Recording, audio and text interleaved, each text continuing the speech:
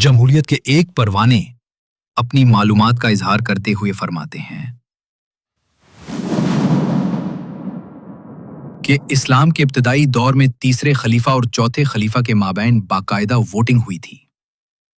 تعجب کی بات یہ نہیں کہ انہوں نے یہ تاریخی حوالہ کہاں سے اخذ کیا، تعجب اور افسوس اس پر ہے کہ موصوف ایسی مذہبی جماعت سے منسلک ہیں جن کا منشور جمہوریت کی سیرہی سے اسلامی نظام تک پہنچنا ہے۔ موصوف انتہائی تعلیم یافتہ ہے اور ایسے لوگوں کی رائے بہت اثر انگیز ہوتی ہے۔ میں نے چند سوال کرنے کی جسارت کی کہ چلو مان لیتے ہیں جس الیکشن کی آپ بات کر رہے ہیں وہ مستند ہے۔ اتنا بتا دیں کہ دونوں امیدواروں نے خود کو اقتدار کی کرسی کے لیے پیش کیا یا دیگر صحابہ نے ان کے نام پیش کیے۔ الیکشن کا اہتمام کرنے والی ہستی کا بھی کوئی نام ہوگا اور یقیناً ووٹ کا حق بھی پوری امت مسلمہ نے استعمال کیا ہوگا۔ وہ ووٹنگ کیسے انتظام ہوئی؟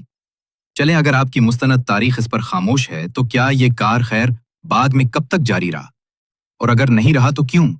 میں اپنی 64 سالہ زندگی میں مطالعہ میں پوری طرح سرگرم رہنے کے باوجود کسی تاریخ میں نہیں پڑھ سکا کہ اسلامی ادوار میں کبھی بھی جمہوریت رہی اور کبھی بھی عام مسلمان سے ارباب اقتدار کے انتخاب پر رائے لی گئی، مسوائے صاحبان کردار شورا کے چند ممبران کے۔ اسلام تو ایک گواہی پہ گواہ کے کردار کی پوری تحقیق کرتا ہے، گناہ کبیرہ کے مرتکب کسی شخص کو رائے کا حق نہیں دیتا۔ قرآن کے واضح احکامات پر کسی دوسری رائے کو کفر کہا جاتا ہے۔